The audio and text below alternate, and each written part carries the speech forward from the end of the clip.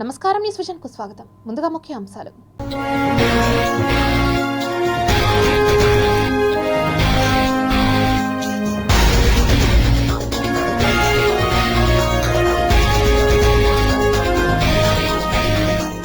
March మధ్యలోనే parliament ఎన్నికలకు మోగనున్న నగారా 7 దశల్లో నిర్వహించే ఛాన్స్.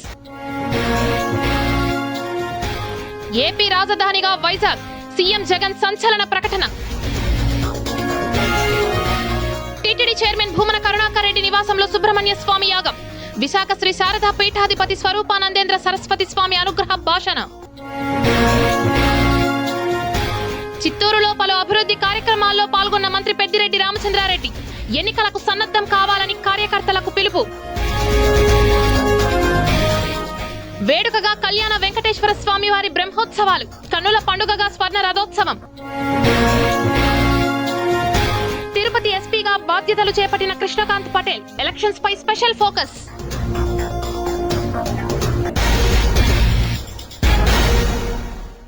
ఇక వార్తల్లోని వివరాలు చూద్దాం. 2024 ఎన్నికల్లో గెలిచిన తర్వాత విశాఖలో ప్రమాణ స్వీకారం చేస్తామని, అలాగే విశాఖ నుండే పరిపాలనను కొనసాగిస్తానని ముఖ్యమంత్రి వైఎస్ జగన్ తెలిపారు. ఏపీ రాజధానిపై సీఎం జగన్ సంచలన ప్రకటన చేశారు. ఎన్నికల తరువాత ఏపీ రాజధానిగా విశాఖ ఉంటుందని అన్నారు సీఎం జగన్. ఎన్నికల్లో గెలిచిన అనంతరం విశాఖ నుంచే సీఎంగా ప్రమాణ స్వీకారం చేస్తానని, ఎన్నికల తరువాత విశాఖలోనే ఉంటామని అన్నారు. విశాఖను ఎకనామిక్ గ్రోత్ ఇంజన్లా మారుస్తామని అన్నారు సీఎం జగన్. అమరావతి రాజధాని నిర్మాణం కోసం లక్షల కోట్లు ఖర్చు పెట్టాలని, వైజాగ్లో ఇప్పటికే అవసరమైన అన్ని హంగులు ఉన్నాయని అన్నారు. దేశాన్ని ఆకర్షించే ఐకానిక్ సెక్రటేరియట్ నిర్మిస్తామని సీఎం జగన్ పేర్కొన్నారు. విశాఖలో జరిగిన ఆంధ్రప్రదేశ్ డెవలప్మెంట్ డైలాగ్ సదస్సులో సీఎం జగన్ ఈ సంచలన వ్యాఖ్యలు చేశారు. కేంద్ర ప్రభుత్వ సంస్థలు 90% హైదరాబాద్కే పరిమితమయ్యాయని అన్నారు. అద్భుతమైన ప్రగతి సాధించిన హైదరాబాద్ను రాష్ట్ర విభజనతో వదులుకోవాల్సి వచ్చిందని అన్నారు. రాష్ట్ర జీఎస్డీపీలో సర్వీస్ సెక్టార్ తెలంగాణలో 62% ఉండగా ఆంధ్రప్రదేశ్లో 40% మాత్రమే ఉందని అన్నారు. తలసరి ఆదాయం కూడా తెలంగాణలో 3.12 లక్షలు ఉంటే ఏపీలో 2.9 లక్షలు మాత్రమే ఉందని అన్నారు. సుదూర సముద్ర తీరంలో పోర్ట్లను అభివృద్ధి చేస్తున్నామని అన్నారు. 10 years is a big enough span for us to pursue that it happens. Even though this is an aspiration currently with us, the rest of the stuff that I spoke about are all realizable. So with all these things coming up in Vizag, and the Chief Minister coming and stationed in Vizag, it would attract a lot of people to come and settle down in Vizag as well.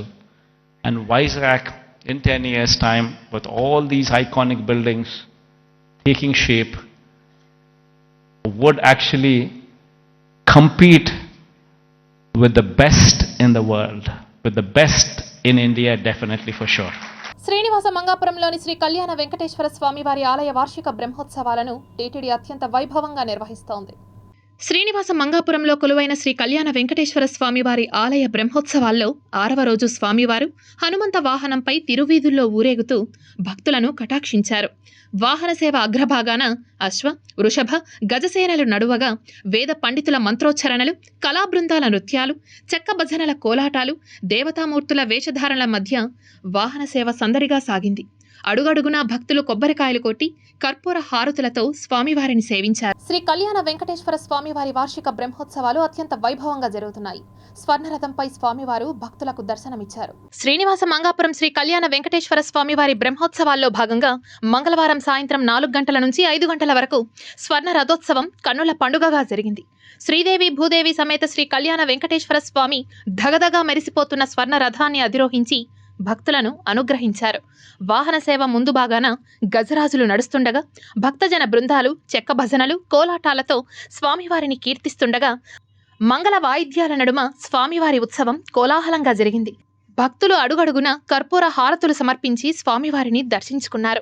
స్వర్ణ రథోత్సవాన్ని దర్శించడం వల్ల లక్ష్మీదేవి కరుణతో బంగారు, మనులు, సంపదలు, భోగ భాగ్యాలు, భూదేవి కరుణతో సమస్త ధాన్యాలు, శ్రీవారి కరుణతో సర్వశుభాలు, సుఖాలు చేకూరుతాయని భక్తుల ప్రగాఢ విశ్వాసం. ఈ కార్యక్రమంలో ఆలయ ప్రత్యేక శ్రేణి deputy EO Varalakshmi, VGO Balireddy, AEO Gopinath, సూపరింటెండెంట్లు వెంకటస్వామి, చెంగల్రాయలు, టెంపుల్ ఇన్స్పెక్టర్ కిరణ్ కుమార్ రెడ్డి పాల్గొన్నారు. వ్యక్తిగత విలువలు, విశ్వాసాలు మహిళా సాధికారతకు పునాదులని, రాబోయే రోజుల్లో మహిళలు అన్ని రంగాల్లో ముందుకు వచ్చి పురుషులు వెనక్కి వెళ్లే పరిస్థితులు వస్తాయని మాజీ ఉపరాష్ట్రపతి పద్మ విభూషణ్ వెంకయ్య నాయుడు తెలిపారు. తిరుపతి ఎయిర్ బైపాస్ రోడ్లోని ఓ ప్రైవేట్ కళ్యాణ మండపంలో రాస్ స్వచ్ఛంద సంస్థ ఆధ్వర్యంలో అంతర్జాతీయ మహిళా దినోత్సవాన్ని పురస్కరించుకుని ఏర్పాటు చేసిన కార్యక్రమానికి ముఖ్య అతిథిగా మాజీ ఉపరాష్ట్రపతి పద్మ విభూషణ్ వెంకయ్య నాయుడు, ద్రవిడ వర్సిటీ వీసీ ఆచార్య కొలకలూరి మధుజ్యోతి, అన్నమాచార్య ప్రాజెక్టు మాజీ డైరెక్టర్ మేడసాని మోహన్, రాస్ ప్రధాన కార్యదర్శి వెంకటరత్నం నాయుడు విచ్చేసి ప్రసంగించారు. ఎందుకంటే ఇప్పటి వరకు పురుషాధిక్య సమాజాన్ని మనం చూసాం. రాబోయే రోజుల్లో మహిళలు కూడా పురుషులతో సరి సమానంగా సమాన అవకాశాలు అందిపుచ్చుకొని అన్ని రంగాల్లో కూడా రాణించే పరిస్థితి మనం చూడాలని చెప్పి నేను కోరుకుంటున్నాను. మన ఈ రాష్ట్రీయ సేవా సమితి కార్యక్రమాల్లో పాల్గొనడం, అంతర్జాతీయ మహిళా దినోత్సవం సందర్భంగా ఒక 3 రోజుల ముందే జరుపుకుంటున్నాం మనం. నా కార్యక్రమం వరుసగా అన్ని దగ్గర నిర్ణయం అయిపోయింది కాబట్టి ఈ రాష్ట్రీయ సేవా సమితి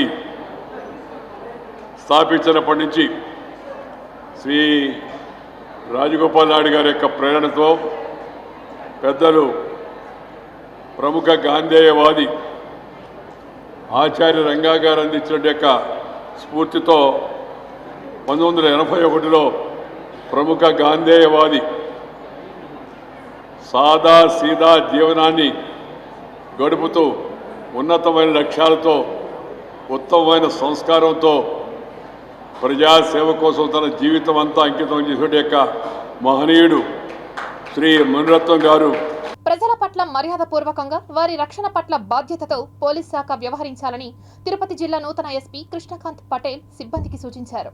తిరుపతి జిల్లా నూతన ఎస్పీగా బాధ్యతలు స్వీకరించిన కృష్ణకాంత్ పటేల్ మీడియాతో మాట్లాడారు. అంతకుముందు ఆయనకు పోలీస్ శాఖ ఉన్నతాధికారులు సాదరంగా స్వాగతం పలికి పుష్పగుచ్చాలను అందించి శుభాకాంక్షలు తెలిపారు. So coming to Tirupati, it is a very auspicious district, మీకు తెలిసింది. సో ఇప్పుడు మన ముందు ప్రణాళిక ఎలక్షన్స్ మీద ఫోకస్ ఉంటుంది. ఎలక్షన్ సంబంధించి ఫ్రీ అండ్ ఫెయిర్ ఎలక్షన్స్ జరిగేటట్లు దానికి సంబంధించిన ఫోర్స్ డిప్లాయ్మెంట్, ఎలక్షన్ ప్రిపేర్డ్నెస్, మన స్టాటిక్ చెక్ పోస్టులు కానీ స్క్వాడ్స్ కానీ ప్రాపర్గా ఉండేటట్లు చూసుకుంటాం. సెంట్రల్ ఫోర్సెస్ వచ్చా వాళ్ళకి ప్రాపర్గా డిప్లాయ్మెంట్ జరిగేటట్లు పీస్ఫుల్గా సక్సెస్ఫుల్గా ఎలక్షన్స్ కండక్ట్ చేయడానికి ఫోకస్ చేస్తాం, నేను మా టీం అంతా. నెక్స్ట్ మీకు తెలిసిందే, తిరుపతి అంటే పుణ్యక్షేత్రము. సో టెంపుల్కి మనకి ఎప్పుడు మూమెంట్ ఉంటుంది. So that will be our top most priority. అదే కాకుండా మా department will ensure that we are responsive towards public, always accessible. Especially will మా స్టాఫ్కి కానీ నా టీంకి కానీ చెప్పేది ఏంటంటే పబ్లిక్తోని పొలైట్గా బిహేవ్ చేయాలి. ఎందుకంటే వాళ్ళ గ్రీవియన్సెస్ ఉంటాయి. అది వాళ్ళకు ఒకటే కేసు, మాకు ఎన్నో కేసులు కావచ్చు కానీ అది వాళ్ళ ఓన్లీ ప్రాబ్లం కాబట్టి we will be very patient with them and very empathetic. ఇది ఒక ఆపర్చునిటీగా భావిస్తున్నా, సవాల్ కన్నా ఇది మన ఒక ఆపర్చునిటీ అనుకోవాలి. ప్రతిదీ అవకాశమే. ఇక్కడ పుణ్యక్షేత్రంలో చేయడం ఒక మంచి ఆపర్చునిటీ నేను భావిస్తాను. విద్యార్థులను ఉత్తమ పౌరులుగా తీర్చిదిద్దాల్సిన ఉపాధ్యాయులు, పోలీసులే వారి ఉజ్వల భవిష్యత్తుకు నిరోధకులుగా మారుతున్నారు. తిరుపతి బైరాగి పట్టణంలోని ఎంజీఎం స్కూల్లో 10వ తరగతి చదువుతున్న విద్యార్థులు స్కూల్లోని మరుగుదొడ్లలో పైపులు, వాష్ బేసిన్లను ధ్వంసం చేశారన్న అభియోగంతో పాఠశాల ప్రధానోపాధ్యాయులు ఈస్ట్ పోలీసులకు ఫిర్యాదు చేశారు. ఆదివారం స్కూల్ లేనప్పుడు తాము పాఠశాలకు రాలేదని, ఎవరో ఆకతాయిలు చేసిన పనికి తమను బాధ్యులు చేయొద్దని విద్యార్థులు ప్రాధేయపడినా హెచ్ఎం వినకుండా పోలీసులకు ఫిర్యాదు చేశారు. దీనిపై స్పందించిన పోలీసులు సోమవారం రాత్రి విద్యార్థులను స్టేషన్కి పిలిపించి లాఠీతో చితకబాదారు. మంగళవారం ఉదయం విద్యార్థులు, వారి తల్లిదండ్రులు విద్యార్థి సంఘాలతో కలిసి పోలీస్ స్టేషన్ ఎదుట ఆందోళనకు దిగారు. మైనర్ విద్యార్థులను స్టేషన్కి పిలిచి కొట్టడం ఏమిటని ప్రశ్నించారు. విచారణ జరిపి భయం పెట్టాల్సిన పోలీసులే చట్ట వ్యతిరేకంగా కొట్టి వారి పసి హృదయాలను గాయపరిచారని ఆగ్రహం వ్యక్తం చేశారు. ప్రధానోపాధ్యాయులు తన తెలివి తక్కువతనంతో లక్కీ డిప్ ద్వారా బాధ్యులైన విద్యార్థులను సూచించడం, వారిపై పోలీసులు లాఠీ ఝులిపించడం ఏమిటని ప్రశ్నించారు. ఇది హేయమైన చర్య అని, ప్రధానోపాధ్యాయులపై, పోలీసులపై చట్టపరమైన చర్యలు తీసుకోవాలని విద్యార్థి సంఘాల నాయకులు డిమాండ్ చేశారు. పోలీస్ స్టేషన్ కాడ పిలుచుకొచ్చి కొడితే 10th క్లాస్ పిల్లకాడని పిలుచుకొచ్చి కొట్టినావు నువ్వు, వాడు ఎట్ట తయారవుతాడు? రేపు ఎట్ట తయారవుతాడు వాడు? ఇప్పుడు పోలీస్ స్టేషన్ కాడ కూర్చొని పెట్టినారు కదా వాడిని. 10వ తరగతి చదివే పిల్లగాడికి తలకాయ ఉండదా? కొంచెం అయినా జ్ఞానం ఉండదా వాడికి? వారంలో ఎగ్జామ్ ఉంది, ఇంకొక వారంలో ఎగ్జామ్ ఉంది. ఇప్పుడు స్టేషన్ కాడ కూర్చొని కొట్టించారు. వచ్చారు కదా, పేరెంట్స్ వచ్చారు పిలిపించారు, టాయిలెట్లు బయలుపోయి పేరెంట్స్ వచ్చారు పిలిపించారు, మాట్లాడినారు కదా. మాట్లాడిన తర్వాత మళ్ళీ మీరు ఇక్కడ కొట్టించాల్సిన అవసరం ఏముండదు, హెచ్ఎం ఇక్కడ కొట్టించాల్సిన అవసరం ఏముండదు. రాత్రి 8 గంటలకు ఫోన్ చేసి పిలిపించాల్సిన అవసరం ఏముంది పిల్లల్ని? చెప్పండి, మీరు చెప్పండి. పిలిపించి ఇక్కడ కొట్టాల్సిన అవసరం ఏముండదు. మేము అంటానే ఉన్నాం, పిల్లకాయలు ఎందుకు తొడుకోబోతున్నారు, వాళ్ళకి ఇంకా ఎట్టట్టా ఉంటుంది. వద్దంటే అక్కడ ఇంట్లో సారు తొడుకోమన్నారు, లోపలికి కొట్టినారంట. మేము అప్పుడు అడగలేదు, మాకు తెలియదు కదా. వాళ్ళు మేమేమంటా అమ్మా అని అన్నారు. వాళ్ళు ఏం లేదులేమ్మా, వాళ్ళు ఏది భయం పెట్టినారు, ఇంక వాళ్ళు గవర్నమెంట్ వసూలు కదా, అందుకని సార్ వాళ్ళ మీద వేసుకోకుండా ఈ పిల్లకాయలు ఏదో సీట్లు రాసినారని. ఏం లేదులే మీరు తొడుకోబోండి అన్నారు. బయట వచ్చినాక అడిగినాం మేము, ఏమన్నా అడిగినారా, ఏం చెప్పినారు, ఎక్కడ అని అడిగితే కొట్టినారమ్మమ్మ, 4-5 దెబ్బలు కొట్టినారు అన్నారు. మాకెంత బాధ ఉండాలా, ఎందుకు కొట్టినారా అంటే, మీరు రేపు ఒప్పుకుంటే మీరు ఒప్పుకోండిరా, లేదంటే మీ ఎవరు చేసినారు చెప్పండి అంటే, మేము చూడండి మేము ఎందుకు చెప్తాం, నీళ్ళు మీరు ఈ క్లాసులు అంతా ఇంతమంది రాసినారు కదా మీ పేరులో వాళ్ళు అంటారంట. మరి చూడకండి. ఆ స్కూల్లో పనిచేస్తున్న హెచ్ఎం ఎటువంటి విచారణ జరపకుండా, ఎటువంటి లేకుండా ఈరోజు విద్యార్థులపైన అక్రమంగా కేసు పెట్టండి, లోపల వేయండి చెప్పి కూడా అర్జీ రూపాన వినతిపత్ర రూపాన ఎఫ్ఐఆర్ చేయమని చెప్పినటువంటి హెచ్ఎంను వెంటనే సస్పెండ్ చేయాలని చెప్పి కూడా అఖిల భారత విద్యార్థి సమైక్య ఏఐఎస్ ఆధ్వర్యంలో ధర్నా కార్యక్రమం చేస్తా ఉన్నాం. వెంటనే కూడా పోలీసు అధికారులను సస్పెండ్ చేయకపోతే, అదేవిధంగా తప్పుడు కేసు పెట్టినటువంటి హెచ్ఎంని విధుల నుంచి తొలగించకపోతే కూడా రాబోయే కాలంలో కూడా పెద్ద ఎత్తున ఆందోళన కార్యక్రమాలు విద్యార్థులకు మద్దతుగా నిర్వహిస్తామని చెప్పి కూడా ఈ సందర్భంగా తెలియజేస్తా ఉన్నాం. మహిళలను మహారాణులుగా చేయడం కోసం జగనన్న మహిళా మార్ట్లను అందుబాటులోకి తీసుకురావడం జరిగిందని రాష్ట్ర మంత్రి ఆర్కే రోజా తెలిపారు. నగరి నియోజకవర్గం పుత్తూరు మున్సిపాలిటీ పరిధిలో నూతనంగా ఏర్పాటు చేసిన జగనన్న మహిళా మార్ట్ను రాష్ట్ర మంత్రి ఆర్కే రోజా ముఖ్య అతిథిగా విచ్చేసి ప్రారంభించారు. హౌసింగ్ కింద దాదాపుగా 31 లక్షల మందికి ఈరోజు ఇళ్ల పట్టాలిచ్చి ఇల్లు కట్టిస్తున్న నిజమైన మహిళా పక్షపాతి జగన్మోహన్ రెడ్డి గారని కూడా ఈ సందర్భంగా తెలియజేసుకుంటున్నాం. అలాగే ఈ రోజు మీరు చూస్తే DBT, non DBT, so direct benefit మీ అకౌంట్లలోకి వచ్చేది. నాన్ డీబీటీ మీకు ఇచ్చే ఇంటి పట్టాలు కానీ, మీ పిల్లలకి ఇచ్చే ట్యాబ్లు కానీ, అలాగే ప్రెగ్నెంట్ ఉమెన్స్ కి ఇచ్చే సంపూర్ణ పోషణ కానీ, పిల్లలకి ఇచ్చే జగనన్న గోరుముద్ద, ఇలాంటి నాన్ డీబీటీ అన్నీ కలిపి ఇప్పటికీ 4,25,000 కోట్ల రూపాయల్ని ఈరోజు జగనన్న ఖర్చు పెడితే అందులో 75% మహిళలకే ఇవ్వడం అనేది మహిళా మండలందరూ కూడా గుర్తుపెట్టుకోవాలి. అనంతరం దేశమ్మ ఆలయంలో నూతనంగా నిర్మాణం చేయనున్న పాదాల మండపానికి మంత్రి భూమి పూజ చేశారు. ఆ తర్వాత జగనన్న సమావేశ మందిరంలో ఏర్పాటు చేసిన ఆర్ఓ ప్లాంట్ను ప్రారంభించారు. చుడా పరిధిలో పట్టణంలో 5.95 కోట్ల రూపాయలతో పలు అభివృద్ధి కార్యక్రమాలకు భూమి పూజ చేశారు మంత్రి పెద్దిరెడ్డి రామచంద్రారెడ్డి. రాష్ట్ర ప్రభుత్వం చుడా పరిధిలో చిత్తూరు పట్టణంలో పలు అభివృద్ధి కార్యక్రమాలను చేపట్టిందని రాష్ట్ర విద్యుత్, అటవీ, పర్యావరణ, శాస్త్ర సాంకేతిక, భూగర్భ గనుల శాఖ మంత్రి డాక్టర్ పెద్దిరెడ్డి రామచంద్రారెడ్డి పేర్కొన్నారు. మంగళవారం చిత్తూరు పట్టణంలో 5.95 కోట్ల రూపాయలతో పలు అభివృద్ధి కార్యక్రమాలకు మంత్రి భూమి పూజ చేశారు. ఈ సందర్భంగా మంత్రి పెద్దిరెడ్డి మాట్లాడుతూ, చుడా పరిధిలోని చిత్తూరు పట్టణంలో సంతపేట వద్ద 30 లక్షల రూపాయలతో చిన్నపిల్లల పార్కుకు, అలాగే కోడిగుంట ఎంఐజీ లేఅవుట్లో 5.65 కోట్ల రూపాయలతో జగనన్న స్మార్ట్ టౌన్షిప్ ఫేజ్ 1 పనులకు మంత్రి భూమి పూజ చేయడం జరిగిందని అన్నారు. చుడా చైర్మన్ పురుషోత్తం రెడ్డి మాట్లాడుతూ, చుడా పరిధిలో జగనన్న స్మార్ట్ టౌన్షిప్ ఫేజ్ 1లో భాగంగా చిత్తూరు పట్టణంలో ఇంటి స్థలాలు అందించడం జరుగుతోందని అన్నారు. ఇందులో భాగంగా చుడా పరిధిలోని కోడిగుంట ప్రాంతంలో 35 ఎకరాలు సేకరించి అందులో ఉపయుక్తంగా ఉన్న 8.75 ఎకరాల్లో 85 ఫ్లాట్లు ఏర్పాటు చేసి పంపించడం జరిగిందని అన్నారు. ఈ అవకాశాన్ని పట్టణ ప్రజలు సద్వినియోగం చేసుకోవాలని కోరారు.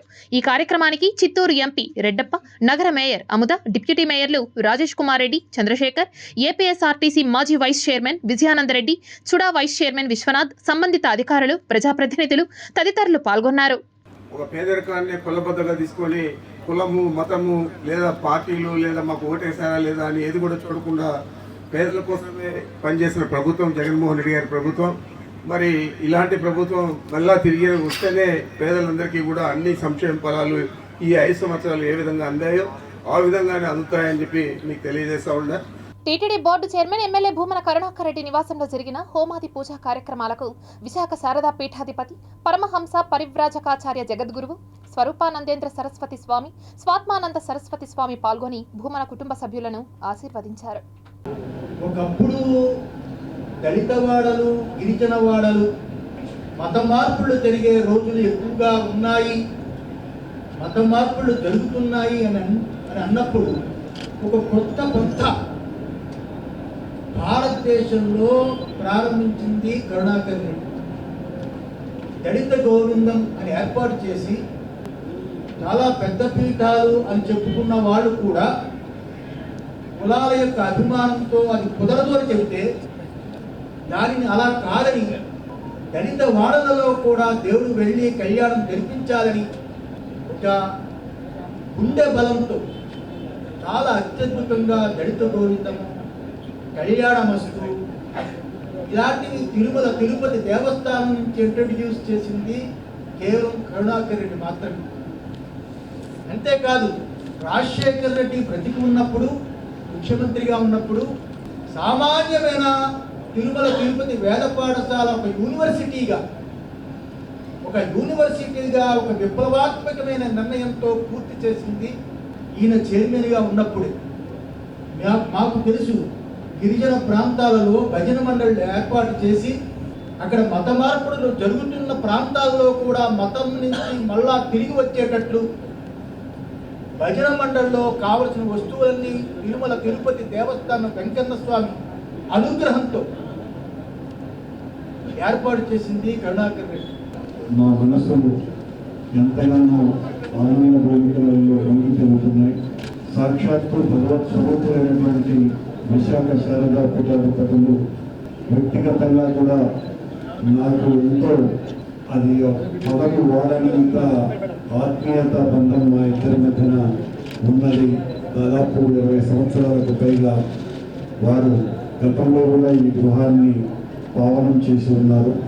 మళ్ళీ ఈ రోజున రావటం అన్నది చాలా చాలా సంతోషము. స్వామివారి పాద పద్మాలకు నమస్సులతో సెలవు. ఆధ్యాత్మిక రాజధాని తిరుపతి నగరం మాస్టర్ ప్లాన్ రోడ్లతో సరికొత్త శోభను సంతరించుకుంటోంది. తిరుమల శ్రీవారి సేవలో తరించిన 12 మంది ఆళ్వార్లలో ఒకరైన కులశేఖర ఆళ్వార్ పేరుతో నిర్మాణం చేసిన కొత్త మార్గాన్ని త్వరలో ప్రారంభించనున్నట్లు corporation deputy mayor, YCP MLA అభ్యర్థి భూమన అభినయ్ రెడ్డి తెలిపారు. తిరుపతిలో ఇప్పటికే 18 మాస్టర్ ప్లాన్ రోడ్లను నగరవాసులకు అందుబాటులోకి తీసుకొని వచ్చినాం. మరో 2 రోడ్లను ఇంకొక 2-3 రోజుల్లో తిరుపతి ప్రజలకు అంకితం చేయబోతున్నాం. ఇది కులశేఖర ఆళ్వార్ మార్గము మరియు గోదాదేవి మార్గం. ఈ 2 మార్గాలు కరకంబాడి రోడ్డును, బస్టాండ్ రోడ్డును కలిపేటటువంటి, అంటే సామవాయి రోడ్డును కలిపేటటువంటి 4 కిలోమీటర్ల పొడవాటి రోడ్లు. తిరుపతిలో అత్యంత ప్రత్యేకత కలిగినటువంటి రోడ్డుగా కులశేఖర ఆళ్వార్ రోడ్డు మిగిలిపోబోతోంది. 24 అడుగుల వెడల్పుతో మంచి ఉద్యానవనపు మొక్కలు, పెద్ద పెద్ద ఈత చెట్లు, స్వతంత్ర సమర యోధుల విగ్రహాలతో నగర వాసుల్ని ఇది కనువిందు చేస్తుంది. ఈ రోడ్డు మీద దాదాపుగా 12.5 కోట్ల రూపాయలు కార్పొరేషన్ జనరల్ ఫండ్స్లో నుంచి వెచ్చించడం జరిగింది. గోదాదేవి మార్గానికి మరొక 8 నుంచి 10 కోట్ల రూపాయలు ఖర్చు పెట్టాం. ఈ రోడ్ల కారణంగా ఇక మీదట మన లీలామాల్ కూడలిలో స్థానికేతరుల బండ్లేవి కూడా జంక్షన్లో ఆగేటటువంటి పరిస్థితి ఉండదు. తిరుమలకు పోయేటటువంటి వాళ్ళు ఫ్లైఓవర్ ఎక్కి వెళ్ళిపోతారు. ఇక తిరుపతి బస్ స్టాండ్కి కానీ రైల్వే స్టేషన్కి కానీ రావాలనుకుంటున్నటువంటి వాళ్ళందరూ కూడా ఖచ్చితంగా ఈ రోడ్లను వాడి బస్ స్టాండ్కు, అంటే ఈ ప్రత్యామ్నాయంగా ఉన్నటువంటి రోడ్లను వాడి చేరుకునే పరిస్థితి ఉంది అనేది ఈ విషయాన్ని తెలియజేస్తున్నాను. తిరుపతి ఎస్పీగా మల్లికా గార్గ్ని ఆకస్మికంగా 20 రోజుల్లో ఎందుకు బదిలీ చేయాల్సి వచ్చిందో రాష్ట్ర ప్రభుత్వం, పోలీసు ఉన్నతాధికారి తిరుపతి ప్రజలకు సమాధానం చెప్పాలని అన్నారు రాయలసీమ పోరాట సమితి కన్వీనర్ నవీన్ కుమార్ రెడ్డి. మల్లికా గార్గ్ ఐపీఎస్ అధికారి గారిని తిరుపతి పోలీసు ఉన్నతాధికారిగా బదిలీ చేశారండి. 20 రోజులు గడవక ముందే ఆ అధికారిని ఎందుకు బదిలీ చేశారు అన్నటువంటి ప్రశ్న ఈరోజు రాష్ట్ర వ్యాప్తంగా చర్చనీయాంశంగా మారింది. ముఖ్యంగా తిరుపతిలో అన్ని వర్గాల ప్రజలు కూడా ఎందుకు ఈ అధికారిని మార్చేశారు అంటే, అధికార పార్టీ నాయకుల ఒత్తిళ్లకు తల ఒగ్గకపోతే, వాళ్ళ అరాచకాలకు వాళ్ళు ఒత్తాసు పలకకపోతే ఈరోజు అధికారులను బదిలీ చేసేస్తారా అన్నటువంటి చర్చ తీయంగిళ్ల కాడ ఏ మారుమూలకు వెళ్ళినా కూడా తిరుపతిలో పెద్ద చర్చ జరుగుతోంది. దీనికి ఖచ్చితంగా రాష్ట్ర ప్రభుత్వం సమాధానం చెప్పాలి. తిరుమల తిరుపతి దేవస్థానానికి ఈరోజు ఇన్ఛార్జ్ ఈఓగా పనిచేస్తున్నటువంటి వ్యక్తి డిప్యుటేషన్ మీద వచ్చారు. మరి ఈరోజు రెగ్యులర్ ఐఏఎస్ అధికారిని ఈఓగా ఇప్పటి వరకు నియమించలేదు. సంవత్సర కాలం పూర్తవుతున్నా మరి తిరుమల తిరుపతి దేవస్థానంలో డిప్యుటేషన్ పై వచ్చినటువంటి అధికారిని మాత్రం ఎందుకు మీరు బదిలీ చేయలేదు?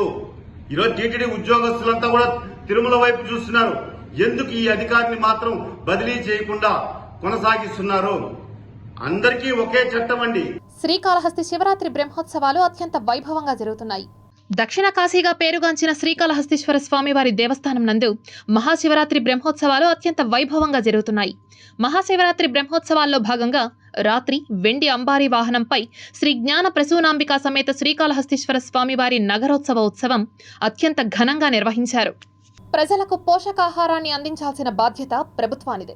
అలాగే ఆకాశమే హద్దుగా పెరుగుతున్న నిత్యావసర వస్తువుల ధరలను ఆయా ప్రభుత్వాలు నియంత్రించలేకపోతే వాటిని చౌక దుకాణాల ద్వారా సబ్సిడీలో పౌర సరఫరాల శాఖ ద్వారా పంపిణీ చేయాల్సి ఉంది.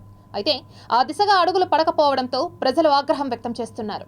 ప్రస్తుతం బహిరంగ మార్కెట్లో నిత్యావసర ధరలు ఆకాశాన్నంటుతున్నాయి. ఈ తరుణంలో కనీసం పట్టుమని 10 సరుకులైనా రేషన్ షాపుల ద్వారా పేదలకు ఇవ్వాలనే డిమాండ్ ప్రజల నుంచి బలంగా వినిపిస్తోంది. అయితే 10 సరుకుల మాట దేవుడెరుగు. కనీసం రేషన్ కార్డుదారులకు కేవలం బియ్యం మాత్రమే పంపిణీ చేస్తున్నారు. అడపాదడప చక్కెర, కందిపప్పు, రాగులను పంపిణీ చేస్తారు. ఇదిలా ఉండగా తాజాగా పైలట్ ప్రాజెక్టుగా రాగిపిండిని కిలో 11 రూపాయలకే చిత్తూరు, తిరుపతి జిల్లాల్లో పంపిణీ చేస్తామని ప్రభుత్వం ప్రకటించింది. అయితే పూర్తి స్థాయిలో డీలర్లకు రాగిపిండి అందకపోవడంతో లబ్ధిదారులకు అందించలేకపోతున్నారు. దీంతో లబ్ధిదారులు అధికారుల నిర్లక్ష్యం పట్ల ఆగ్రహం వ్యక్తం చేస్తున్నారు.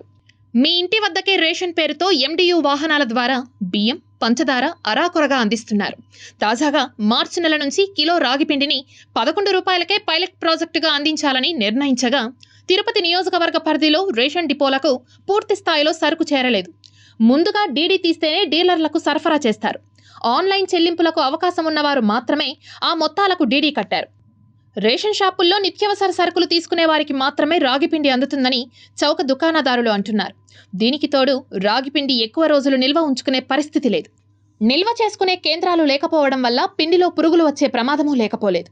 రేషన్ డిపోలకే ప్రతి నెల 28వ తేదీకి బియ్యం చేరవేసి 1వ తేదీ నుంచి లబ్ధిదారులకు అందిస్తారు.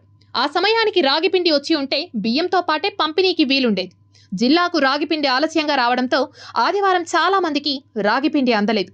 తిరుపతి జిల్లాలోని వివిధ మండల కేంద్రాల్లోని గోదాములకు రాగిపిండి కొంతమేర చేరినా ఇంకా డిపోలకు పూర్తి స్థాయిలో సరఫరా కాలేదు. మరోవైపు బియ్యం పంపిణీ మార్చి 1వ తేదీ నుండే ప్రారంభమైంది. ఇప్పటికే తిరుపతి నియోజకవర్గంలో కొంతమంది బియ్యం తీసేసుకున్నారు. వీరంతా రాగిపిండిని ఇప్పుడు తీసుకోవడానికి వీలుండదు. రాగిపిండి తీసుకుంటే బియ్యంలో కొంతమేర కోత పెడుతున్నారు. దీనిపై ఏఎస్ఓను వివరణ కోరగా తాను అందుబాటులో లేనని, సెలవులో ఉన్నానని ఫోన్ ద్వారా సమాధానమిచ్చారు.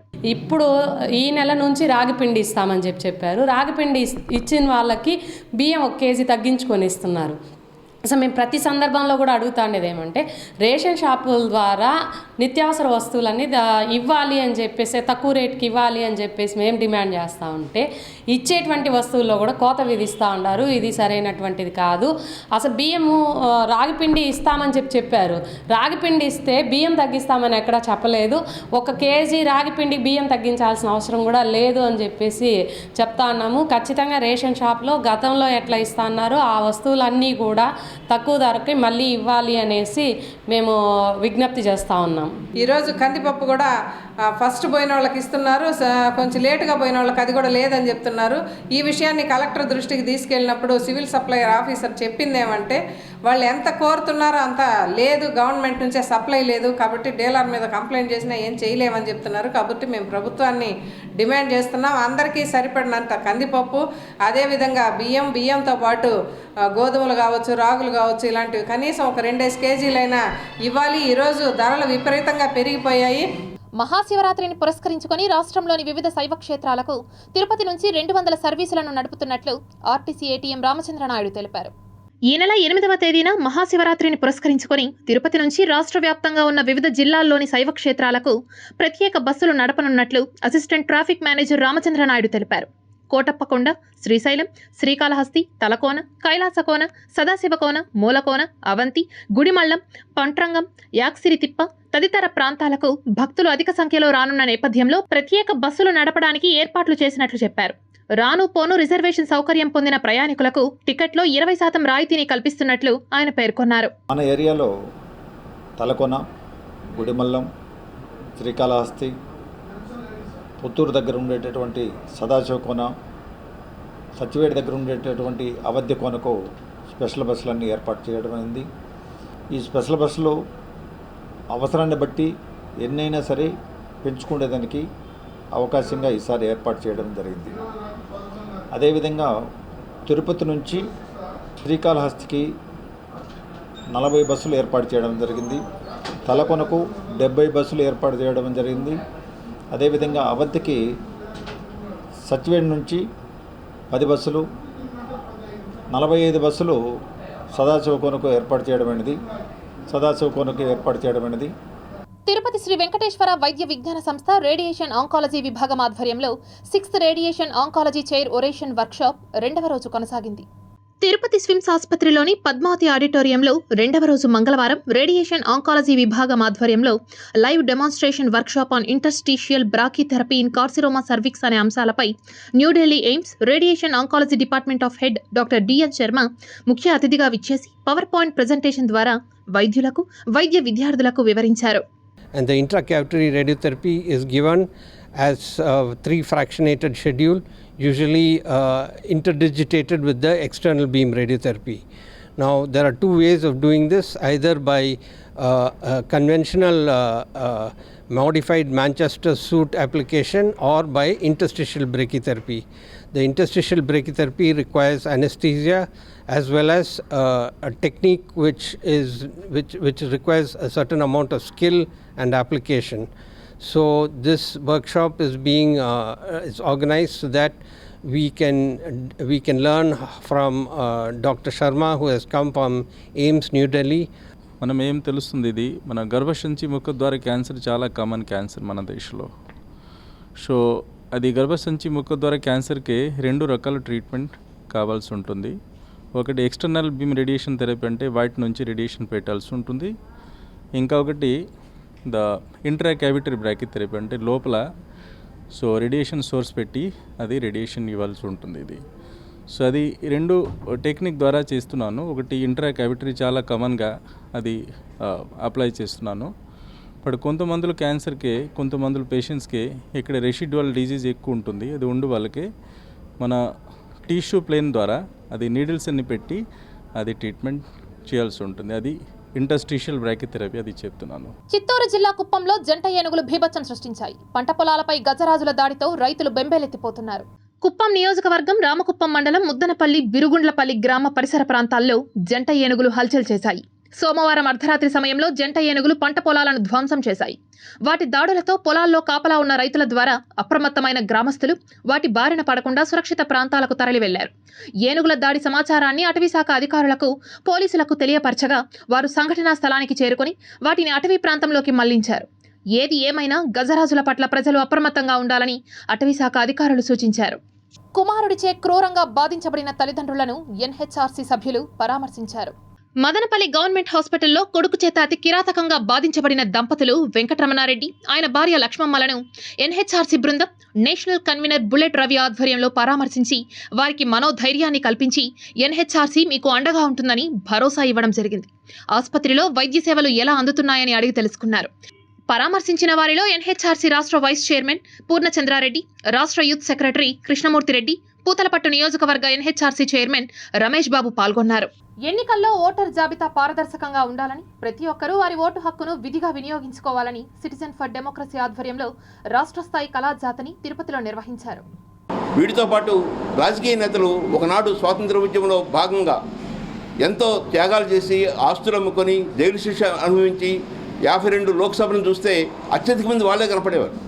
కానీ ఈరోజు లోక్సభలో కానీ చట్టసభలో కానీ అత్యధిక మంది క్రిమినల్స్, నేరగాళ్ళు, పెద్ద పెద్ద కాంట్రాక్టర్లు, ఇండస్ట్రియలిస్టులు, ఈజీగా డబ్బు సంపాదించిన వాళ్ళు, వీళ్ళు కనపడుతూ ఉన్నారు.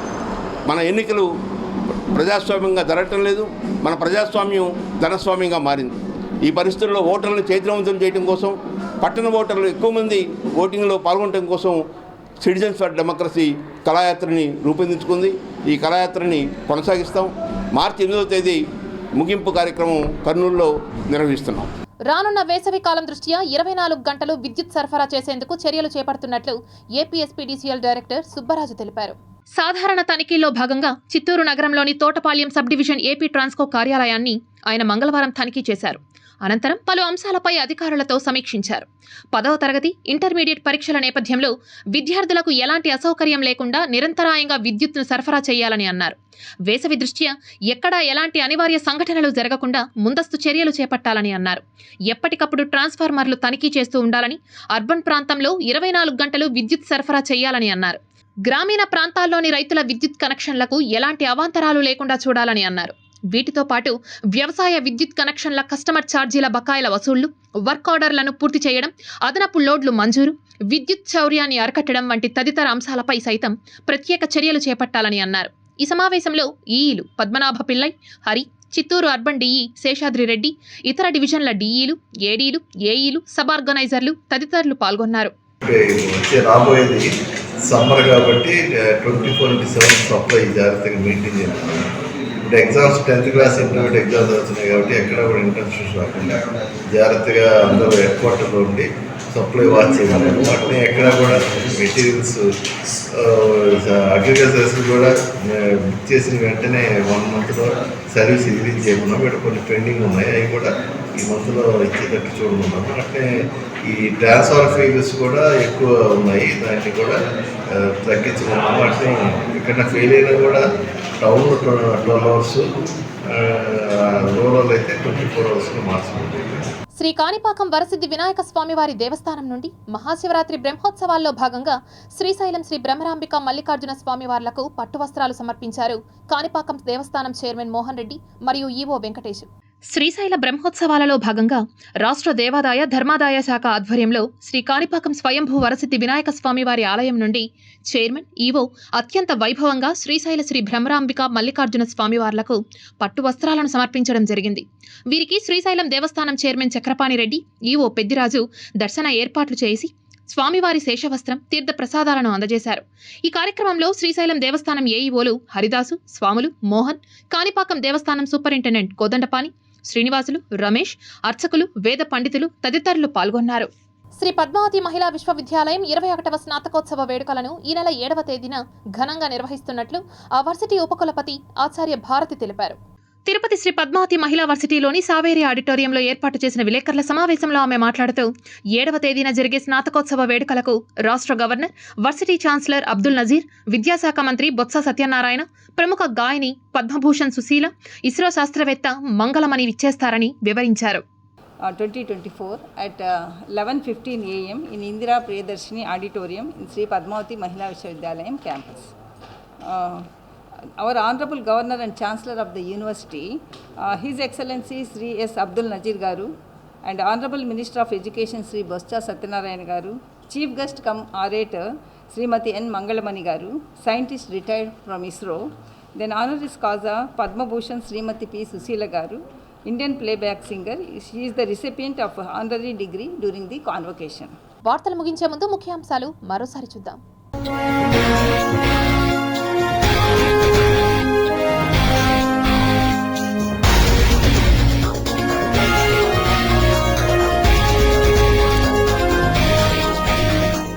మార్చ్ మధ్యలోనే పార్లమెంటు ఎన్నికలకు మోగనున్న నగారా, 7 దశల్లో నిర్వహించే ఛాన్స్. ఏపీ రాజధానిగా వైజాగ్, సీఎం జగన్ సంచలన ప్రకటన. టీటీడీ చైర్మన్ భూమన కరుణాకర్ రెడ్డి నివాసంలో సుబ్రహ్మణ్య స్వామి యాగం. విశాఖ శ్రీ శారదా పీఠాధిపతి స్వరూపానందేంద్ర సరస్వతి స్వామి అనుగ్రహ భాషణ. చిత్తూరులో పలు అభివృద్ధి కార్యక్రమాల్లో పాల్గొన్న మంత్రి పెద్దిరెడ్డి రామచంద్రారెడ్డి. ఎన్నికలకు సన్నద్ధం కావాలని కార్యకర్తలకు పిలుపు. వేడుకగా కళ్యాణ వెంకటేశ్వర స్వామివారి బ్రహ్మోత్సవాలు, కన్నుల పండుగగా స్వర్ణ రథోత్సవం. తిరుపతి ఎస్పీగా బాధ్యతలు చేపట్టిన కృష్ణకాంత్ పటేల్. ఎలక్షన్స్ పై స్పెషల్ ఫోకస్.